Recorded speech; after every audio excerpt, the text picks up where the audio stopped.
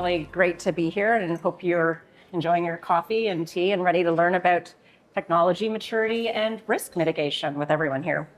My name is Andrea Lee. I'm today's panel's moderator. I'm a construction lawyer with the firm of Glaholt here in Toronto. We act for all parties to the construction industry throughout the life cycle of a project.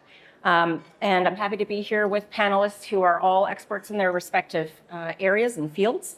And I will just introduce them one by one here. Our full bios are on the conference webpage, so please do check it out. But I'll just do short introductions. So beside me, I have Cheri Haynes. She's Vice President, Head of Construction, Innovation, and Sustainability at AXA XL. She has more than 30 years of industry experience in insurance, sustainable building, pre-construction operations, and project management. Cheri provides strategic leadership in sustainable construction and innovation by the implementation of processes, technology, unique insurance solutions, and enhanced customer service initiatives. Next to Cheri, I have Sean Hoare, who is the Manager, Senior Vice President of Aon's Construction Services Group in Ontario. Sean began his insurance career over 20 years ago and is responsible for retention, growth, and profitability of Aon's construction services portfolio in Ontario. Sean has had the pleasure of working with many of Canada's largest construction contractors on a wide range of projects, including many P3s across Canada.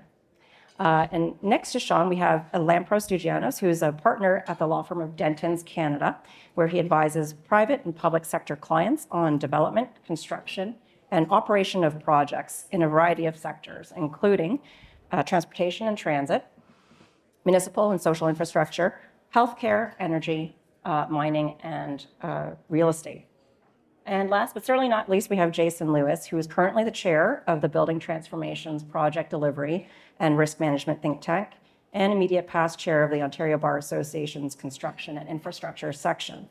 Jason has been practicing law for 15 years with experience at a global real estate development firm, an international engineering firm, and one of Canada's largest construction services and materials providers. So with that, we're going to kick off today's discussion just with a short story about one renowned inventor and his relationship with technology. It's Thomas Edison. So Thomas Edison was famous or known for inventing the light bulb, but he had a lot of epic failures along the way. He had an electric pen that was apparently way too loud, way too heavy to be used by many people. He had a talking doll that apparently sounded terrifying. And he famously said, "I have not failed 10,000 times. I have succeeded in proving that those 10,000 ways will not work. And when I have eliminated the ways that will not work, I will find the way that will." And so I just preface this conversation with that story because I feel like there's a lot of similarities with technology and construction. People are out there trying to pick a product that works. They're thinking about what to invest in. They're thinking about the risks that come with the use of that technology.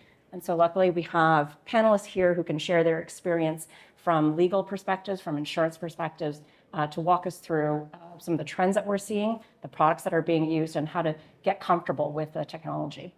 And so with that, I will start with the first question, and that goes to Cheri. So Cheri, let's start our discussion with what trends you're seeing in the industry from your perspective as a leader at AXA XL. Yeah, thank you. Thank you for that question, and thanks for letting me be here today. Tech is a really broad subject. As you may have noticed over the course of the day today, it's everything from safety to robotics to BIM to customer relationship management, massive field. To try to start getting our arms around that, to be better partner to our insureds, we started with what we call our Tech Adoption Maturity Index. We call it the TAMI. You see the little robot on your screen? That's TAMI. Like, we thoroughly anthropomorphized this thing. What this benchmarking does is look at 4 areas of tech: enterprise software, field management, IoT sensors. And then we also look at tech adoption or commitment to technology. Are companies giving it the budget? Are they giving it the leadership positions that it takes to really drive that? So we do this benchmarking for our insureds to let them know, number one, how they kind of compare against the industry in tech adoption, and also how they compare with peers of similar shape and size around their tech adoption. And the output of that report, in addition to those benchmarkings, is best practices, opportunities for improvement, but not just, hey, you need to get better at X, Y, or Z, but you need to get better at X, Y, or Z, and here are the most impactful ways that you can do that. So as you can imagine, a whole lot of data comes out of this. Go ahead and switch to the next one. And we love to share that data. This slide is kind of what we call our t-shirt sizes, right? We look at it as small firms being under 500 million, medium 500 million to 1.5 billion, large 1.5 to 4 billion, and extra large over 4 billion. So it breaks down exactly like you would expect, with the large and extra large firms kind of coming in above average, and the small and medium firms coming in a little bit below average. It's purely a function of resources, I'm certain. However, where the larger companies may have a lot of investment to make in techs that puts them above the average, the smaller and medium firms do really well in the adoption of the tech across the entire enterprise, where the larger firms will struggle with that. And it's really important to note that no one's a zero. There's a certain level of tech adoption that's just table stakes. You know, you have to have it to run a business these days. And no one's a 10, because no one's using digital twins on every project. No one is fully embraced AI as of yet. So there's room, certainly, for us to all grow. And we have been seeing year over year growth in that, in each and every category, which on the next slide we'll look at. These are some of the things that have been driving the growth over this last year. We have our enterprise software, where we see BIM, data analytics, and schedule analytics all on the upswing in the last year. We have field management, where we see an increase in the use of cloud collaboration, quality management, worker management for and injury prevention. In IoT, this is the one kind of mixed bag category. We've seen an increase in the use of IoT for equipment and asset management, slight decrease in the use of all other types of IoT devices, which is not necessarily a bad thing. We have a lot of ducks to get in a row as an industry before we start trying to interpret data from sensors that we put on everything, which is what IoT is. In reality capture, if you'll pardon the pun, drones are up. And this last one is my favorite on this slide. In the tech innovation commitment, we've seen an increase in the number of firms that actually have dedicated leadership for innovation. Let me go to the next one. So top adopted techs of all times, like those table stake type techs are the ones that you see as the top adopted, the ERP, PM, CRM, et cetera, that pretty much everyone has to have to run a company. Lagging techs, some of them are not surprising. As I mentioned, digital twin. There's a lot of benefit for the owner in a digital twin, not as much for the GC, which means if the owner wants it, they'll get it, but it's not necessarily something that GCs do on their own. However, one that's a little disappointing to me is the use of IoT for water monitoring, because it's incredibly impactful and very costly when a water event happens. However, if you look at the top emerging techs, you'll see that water IoT monitoring is also one of the top emerging techs. So it's slow to take off, but it is taking off at this time.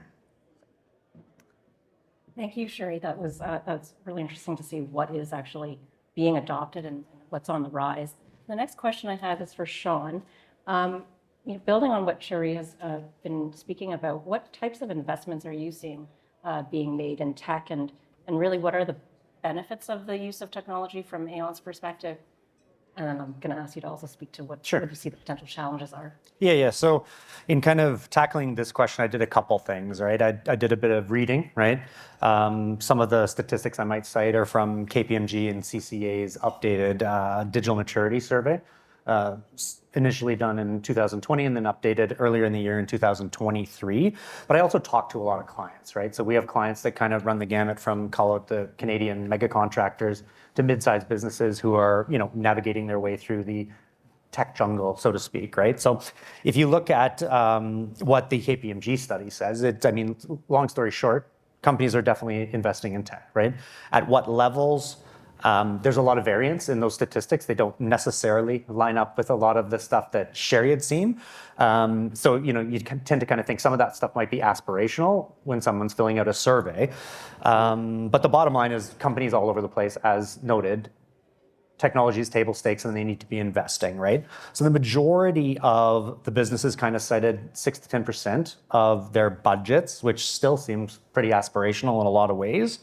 But organizations are definitely looking at those spends. COVID was a big catalyst, with about 2/3 of them saying that they needed to look at tech to do different things within their organization. Not a lot, like in talking with some of our kind of more mid-sized or smaller clients, most of them kind of cited that a specific technology spend wasn't necessarily embedded in the budget, but at the same time, technology covers a lot of ground, right? Like, I mean, there are still companies that are implementing project management softwares away from just spreadsheets and those kinds of things. So that's a tech spend, and if you're at the onset of that journey, it's a pretty big spend. So maybe some of those statistics are a little bit more accurate when you talk about people who are saying 50% of budget, but that does seem a little high. The study was saying it's seeing a lot of acceleration in demand-driven supply chain technologies, blockchain, smart contracting utilities, additive manufacturing, right? So 3D printing, that type of thing, and then obviously BIM, digital twin. Robotics is, I think, of interest to a lot of different organizations to see how and where and those could be applied in the field, especially in consideration of the labor situation that is, prevalent and rampant through the entire space, right? A little bit lower, the numbers kind of show in cybersecurity and cloud storage. I mean, I think it stands to reason that a lot of organizations had to invest in that kind of prior to 2020, and those spends had already been made. So that's kind of where the wind is blowing, right? I think when you think about what is necessary in the Canadian construction market, we need to build a lot, especially housing. There's a lot of high, challenging targets around emissions and those kinds of things. It stands to reason. Sorry, I'm kind of getting away from the slides, but that's one that comes up. But technology and new emerging products are certainly going to be ways that those targets become achievable, right? I think beyond just the actual benefits of the technology to the organization, there's also an optics that goes around with the technology and the, being a forward-thinking organization, right? Professional, organized firm that's thinking about the future, right? The flip side of all that is, what are the challenges that businesses are facing with respect to the implementation of technology? Obviously, costs are a huge factor, right? What's the ROI going to look like? How long is it going to take? In the survey that I kind of cited, timelines around payback are certainly improving. They're kind of shaping to be under 3 years, but that's still a long time in a very competitive landscape to get a delivered ROI on your investment. Implementation obviously is always a challenge too, right? There's disruptions that come with technology implementation with the existing business. People are hard to manage potentially in those scenarios. Externally and internally, right? You have resistance within your own firm of changing the way you do things, and working with partners out in the field. Project management software alone can be a 2-3 year implementation, right? Like, those can be challenges for firms, especially in the labor market we're seeing when there's a lot of movement in staff, right? So those are some of the challenges that organizations are dealing with. And there's a lot of hidden costs that come along with that, right? So in addition to the upfront spend that you're having to kind of budget for, thinking about how all of that trickles down through your organization becomes a really difficult thing to really put a pin in, right? Another challenge businesses are facing is, what technology to choose, right? We go in the lobby there, and there are a lot of different people looking to solve a lot of different problems. Some of them are solving similar problems. Some of them are solving, problem A and B, but they don't solve problem C. So kind of navigating through the dozens and dozens of companies that are looking for solutions is a challenge for organizations. How is what they're going to choose integrate into their existing platforms? Is that company going to be around in its current composition once the rollout is done? Are they going to merge with different companies? So those are a lot of the issues that kind of come along with which technologies to choose. And then obviously when you're talking about things like big data, it's fundamentally great. Firms are kind of acknowledging that, data and big data has kind of made a significant contribution to the organization, but data siloing in the organization of that data to its best benefit is obviously a pretty significant challenge for organizations when you're factoring in investment and output, right?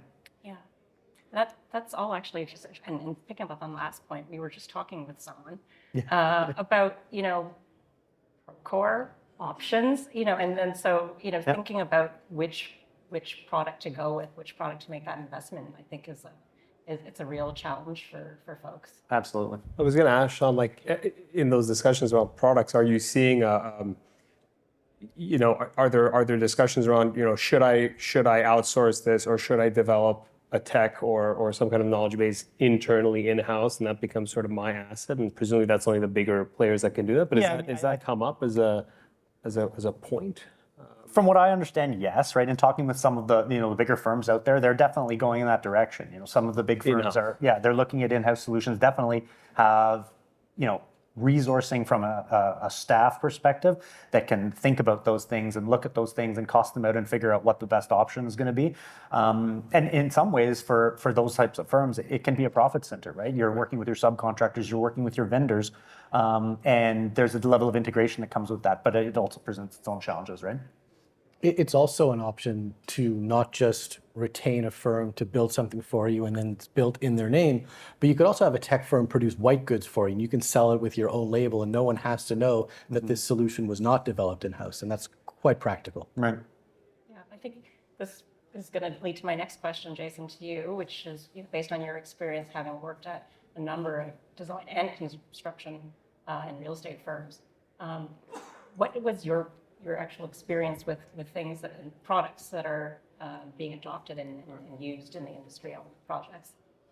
The main concern for us was something that Sean touched upon, was that once we actually found the vendor with whom we wanted to work, we needed to be sure that that vendor was going to be around not just into the future to make sure that they can service the clients, but does this vendor have enough financing, and are they robust enough that they're going to be around for the end of the project? Because that's not necessarily a guarantee. If your IT vendor runs out of runway halfway through, sucks for them that they've got under, but it equally sucks for you because you've been telling your clients that you're coming out with this amazing solution that all of a sudden you're no longer able to provide. Yeah, it's a risk-averse industry, right? Absolutely. So, yeah. I would hate to be halfway through any one of the LRT projects and have that happen to you. Right.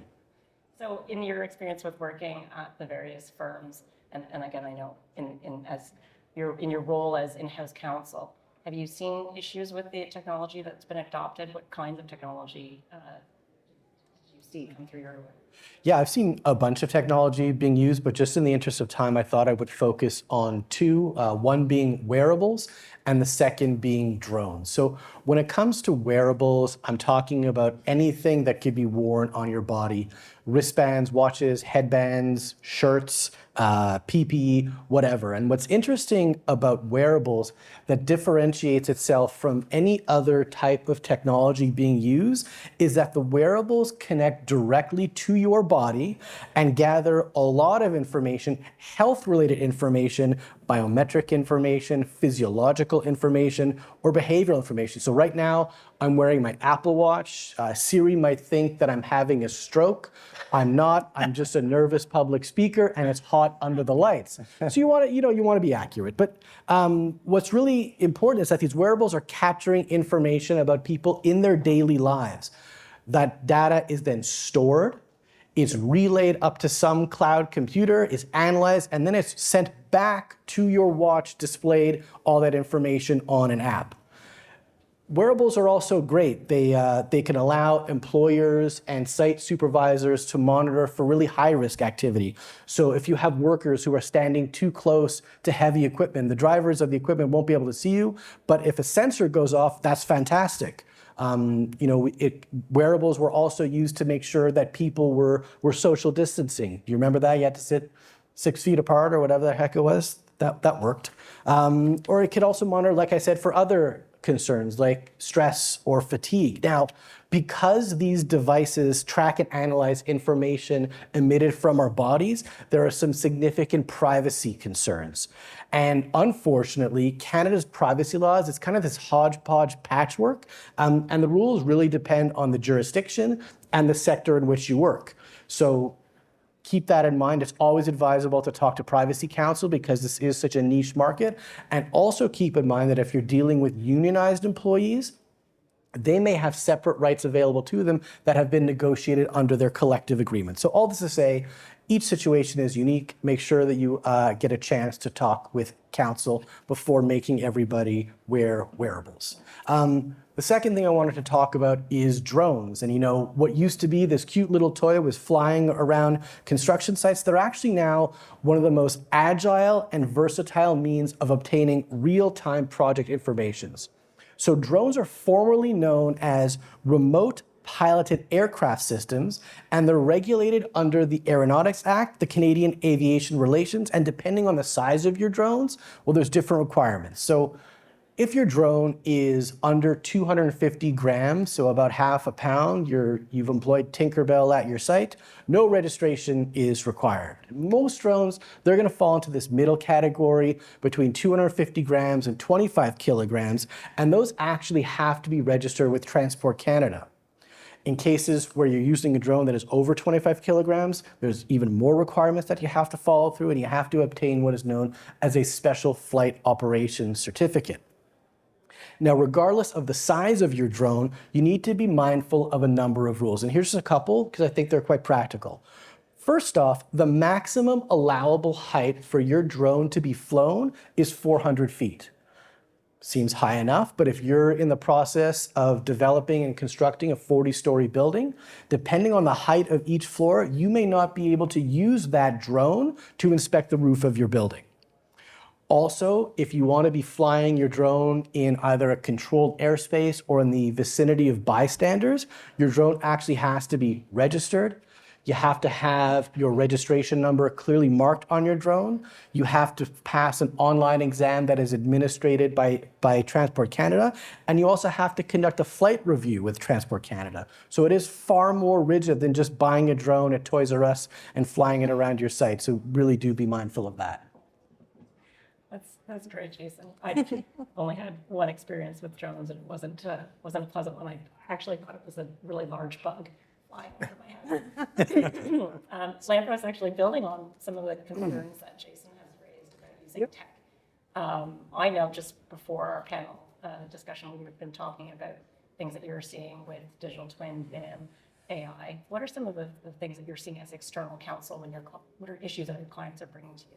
Yeah, I think it's I've been practicing for about 15 years now, and sort of been involved in kind of a tech discussion for about 7 of those, I would say, and you can see kind of an acceleration of kind of the thinking around these issues from a legal perspective, from a risk perspective. I'd say the kind of key themes. I mean, one of the key things that's happened is that kind of the construction infrastructure legal practice has become much more multidisciplinary, in the sense that we need to lean on our colleagues in intellectual property, in regulatory for drones, in privacy, in cyber, and these are things that it wasn't an issue 10 years ago. I mean, construction lawyer was a construction lawyer. To minimize it to an extreme, they worked on the CCDC contract and they lean projects and they dealt with disputes that came up on a change order. This is no longer the case. It's a much more dynamic, multidisciplinary practice. And I think as practitioners, we're much more mindful of kind of a host of issues that we weren't mindful of, again, 5 years ago, certainly not 10 years ago. And I think that from the issues we've talked about, certainly one that comes to mind, and I'll kind of focus in on that a little bit, is intellectual property.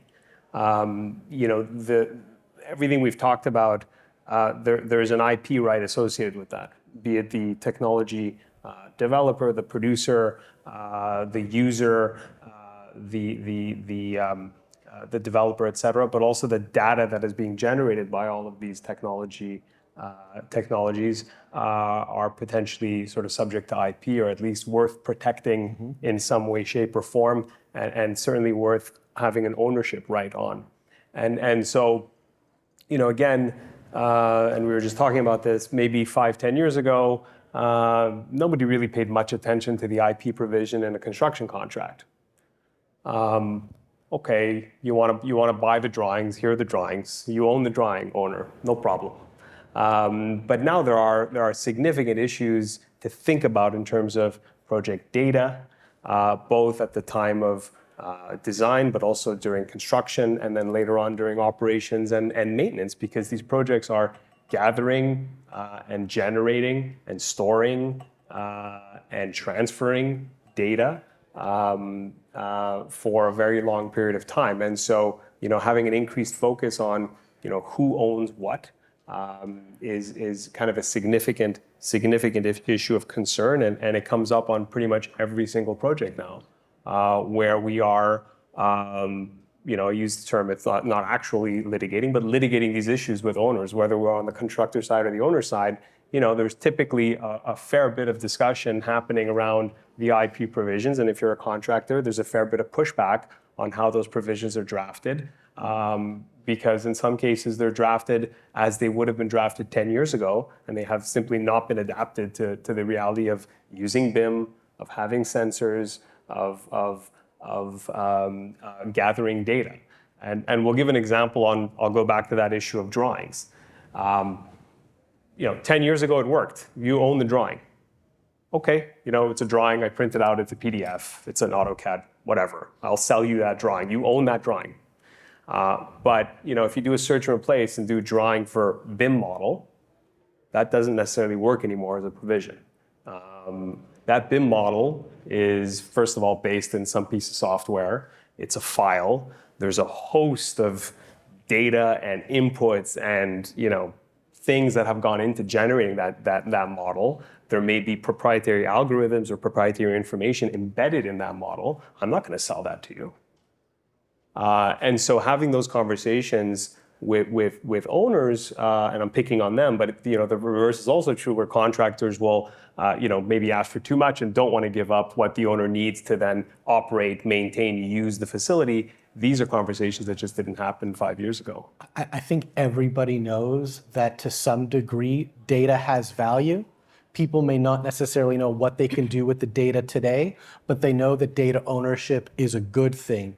And so even when I'm dealing with a client who doesn't necessarily know what they can do with the data, I always advise them, just hold on to it, because you might not understand what you can do with it today, but tomorrow that could be fueling machine learning. Yeah, and I'm very mindful of time. The second piece I'll just mention, and it's just something to keep in mind, all of these data points, wearables, drones, et cetera, and I know, Andrea, you'll appreciate this comment, it generates evidence. Yeah. It generates evidence. And so, when you're thinking about how your dispute's going to go down the line, well, there's an increased likelihood that there was a camera or a wearable or something that would point to some form of a liability, perhaps exculpatory, perhaps you'll be able to sort of deal with the issue that way, but it could be, the opposite. So it's not a reason to not adopt these technologies, but it's something to be mindful of in terms of how we're using them, I think, if you're a legal practitioner. That's true. I mean, Jason and I were speaking with exhibitor outside, and they were talking about, the use of their BIM model from start to finish. And That's Fulcrum HQ by Thought. Thanks for plugging that, Jason. But it's interesting to me as counsel, because I usually come into the picture at the end of the project, or during the life cycle of a project. When a dispute arises, there's claims over who initiated the change. Was that actually a change? And so for me, just knowing that there is software out there that can track who did what, who requested what. I mean, that's great. And I have even smaller contractor clients who have wearables or who have apps on their employees' cell phones that can track who's spending what time in what area of the project. And I go, oh, that's great, because you're on a cost plus model. And so the owner wants to have information as to, how many guys you had on site, or, where bodies were, what they were doing. From an evidentiary perspective for lawyers, that's great. And I'm sure, it's not just lawyers. I mean, obviously, when parties are negotiating party to party, they'll also want to have evidence as to their costs, as to how, they were able to track man hours and things like that. So, yeah, thanks for throwing over the litigator's view on that. And Cheri, I'm going to turn it back to you now, because we've got about maybe 10 more minutes, hopefully, if Cheri will let us have 10 more minutes. But we've just discussed a broad range of tech and some of the risks that come with it, or the new issues that people have to think about now. So why should the industry keep moving forward? Why should the industry continue to evolve and adopt tech? Yeah, what are the benefits? What's the ROI? That's the first question. It's the first question out of a lot of people's mouths when they think about tech, like what's in it for me? And when you're thinking about the ROI of tech, you've got to think of it kind of in two buckets. Like, what's the value of the tech itself? And then how does it affect the risk on your projects? So to think about the value, you've got to think about two things. Again, the core prop, that's the thing that does the thing, what it is intended to do on your site. And then there is the data side. And honestly, I see a lot of vendors and a lot of GCs go down a kind of cart before the horse path and get sucked in by the sexy, sexy data, which I would encourage you that, yes, we're going to be able to do a lot with data and more all the time, especially with AI, kind of moving into the scene. But the best way to adopt a tech is to think about a real problem you have. Find a tech that addresses that real problem. And then the data that comes out of that will necessarily be useful, because it will be about a real problem you have already. So that's how you think about the value of a tech. And then you've got to think about how the tech affects a risk. And I'm going to go back to my favorite example, the water monitoring IoT. So there are techs out there that prevent a loss from happening, and there are techs that reduce the impact of a loss. In that water example, there are devices that clamp onto a pipe. They learn the flows, the normal timing of water moving through that pipe. And if something out of the ordinary happens, not only does it let someone know, but it shuts off a valve. Crisis averted, right? Then there are techs that are like a puck on the floor or a rope on the floor, where if they get wet, they let someone know, hey, there's water somewhere in your building where it should not be. Great, it lets someone know, but maybe it's Friday night, someone's still got to stop binge watching Netflix, get off the couch, go to the site, find the valve, shut it off. And so you've had an event. It's much better to know that on Friday night than it is on Monday morning, right? So it has reduced the loss. And then there's a kind of a third bucket where it's just monitoring what's happening on site, just giving you information, and it completely requires a human to look at the information, interpret it, and take actions on that. So that's kind of the third bucket there. But then there are other benefits that maybe aren't quite as obvious, although starting with Lena this morning, we've heard about how important tech is to talent retention. I'm here to tell you that if we want to attract and retain talent, we've got to get good at tech. Especially for millennials and Gen Z. These are digital natives. They are not going backwards. They get very frustrated with inefficient processes, especially if they know there's a better way. So if we want to keep those folks, we have to pay attention to that. And in the process, we'll make our organizations better. How are we going to do that? Because it's going to let you use the people you do have for their highest and best use, instead of something that can be handled by tech. We've talked a lot about the safety benefits of tech today, and my favorite piece of that is just the awareness of the conditions on site and the behaviors on site, and how that allows you to address those things in an intelligent way. And then tech powers up sustainability in some really important ways, and it's not super obvious. You may be thinking, okay, Cheri, gone off your rocker a little bit, but just two examples. If a tech helps you with quality, and that reduces rework, it's carbon intensive enough to build something one time, much less to rip it out, replace it, repair everything you tore up in the process. Now we're off the charts with the carbon spin, so it reduces that carbon intensity. If you use a fleet management tech, think about that. If you can make your site more efficient, your logistics better, how your people move to and from the site with your materials, that's lower greenhouse gas emissions. So really some very critical pieces of tech that work with sustainability. And then what I know you want to hear from me, because I'm an insurance person, how does tech affect my insurance? And there are some ways in which tech is beginning to prove its value, and we are trying to acknowledge that. And I'll give you a couple of examples. We have our highly protected projects program, where if you're using particular types of tech, there were 5 on a job site for a wrap, we can acknowledge that with better terms, conditions, lower deductibles, and pricing. So we do believe in the techs that we look at. We've vetted over 800 techs. We're well aware of the value of some of them. And then also it helps us sometimes get comfortable with something we would have a hard time covering otherwise. Mass timber is my example here, where without some water monitoring tech and other tech on a job site, it's very hard for us to get comfortable covering something that we don't have good actuarial data for. We don't have that historical look back at how it's going to perform. But if we have some tech on the site that helps us get comfortable, that lets us write something that we wouldn't otherwise do. So, and we're always looking for ways to find more. If you have an idea, look me up. That's great, Cheri, because I think that those are some really good points about, how do we tie what we're talking about here in the use of tech and innovation to, like, what does that translate into in terms of ROI, in terms of insurance and things like that. I'm going to turn to you, Sean. Keeping on this trend of tech adoption, sorry, how do you think the growth of tech or the use of tech can be further accelerated in the industry? Well, I think first and foremost, I think it's not going to be a choice in a lot of ways, right? Certain technologies are getting to be or are going to be table stakes, right? Just having kind of a modern project management software, it's getting to the point where that's kind of, you need to be there to be in alignment with your partners and your owners and your customers, those types of things, right?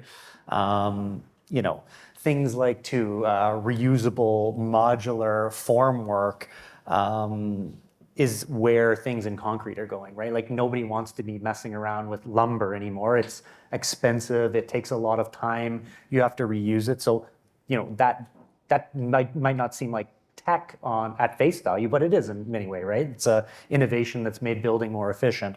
The question becomes is what else is going to be table stakes in the next, call it 0 to 5 years, right? Like if you're a builder who's had a lot of water damage issues, your insurance provider or some of their kind of competitors are going to say, well, if you don't have some form of water mitigation technology built into your product, I don't know that we can give you insurance anymore. If we do, we're going to offer it at terms that are just completely, unattractive to you, right? So I think that's where we're heading, is the need for this to be part of the industry. Beyond that, I think a big factor in tech advancement is going to be the alignment of goals, right? Owners, in many ways, need to want technology to be incorporated in their project. Different owners think differently, right? But if you're an institutional owner who's going to be owning an asset and operating that asset after it's constructed for 25, 30, however many years of life cycle that asset represents for you, if you're a university or a government or a manufacturer, integrating that tech during the construction phase is probably the best way to do it, because it's going to create efficiency in the building process, but it's also going to create efficiency in your operations and maintenance period, right? So I think it's tough for contractors to go into an open bid scenario and offer technology as part of their bid. They can offer it as a sidecar, but until that technology becomes part of the cost of the work, it's going to be offer and acceptance more than it's going to be, commonplace, right? And I think fundamentally, the enhancement and utilization of kind of proven technologies is going to do nothing but proliferate, right? More and more people are going to be using drones. More prefab or module is probably going to come into play as labor continues to be that type of issue, right?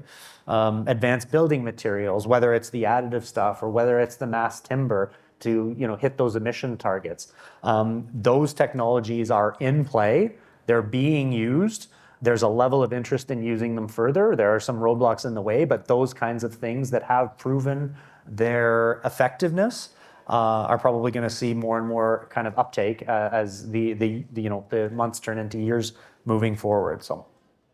Yeah, that's right. I mean, we heard earlier this morning, Infrastructure Ontario talking about digital twin, which I think Jason and I were speaking at this conference before COVID, and talking about why BIM is growing so much faster and further in other areas where, governments have been using or mandating BIM on their projects, but not here. So Yeah. It's interesting now, we've moved beyond COVID, and now we're starting to see more public acknowledgement of owners, driving some of the changes that you're talking about, Sean. Yeah. I also think too, like issues that address the kind of most significant issues in the industry, i.e. labor, are probably going to see proliferation, right? So again, going back to prefab and modular, workforce intelligence softwares, there's some interesting products out there that we've looked at that, organizations have said are attractive to them. And then who knows, where are we going with things like autonomous, remote operated heavy equipment?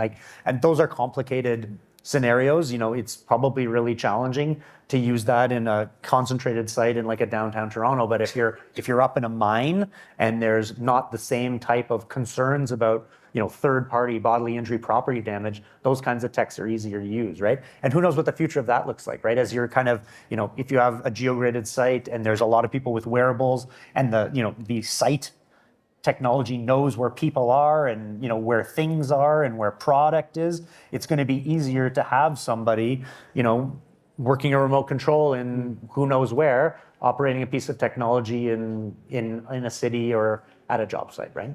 Yeah, I agree. I think that leads to the next question for Jason, which is, we've talked about a number of technology. We've talked about potential future technology that could be used in the industry. How do we get comfortable with tech from a legal perspective? Yeah, I'll go super quick because I recognize we're out of time. First thing is you have to embrace the potential results. Everyone has had projects delayed. Everyone has had projects go over budget. Back in 2017, McKinsey and Company estimated that the total cost of construction overrun and construction delay is $1.7 trillion. So we have a problem, okay? So trying something is better than keep on wasting trillions of dollars. That's number one. You don't have to adopt everything right off the bat. You can approach things piecemeal.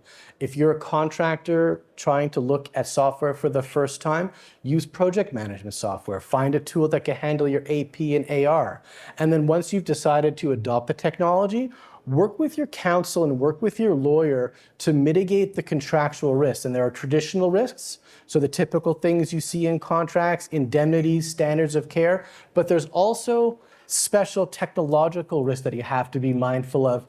Data protection, cybersecurity, understanding how your service is going to be provided, because ultimately you're buying software as a service. You want to make sure the service level that you've purchased makes sense.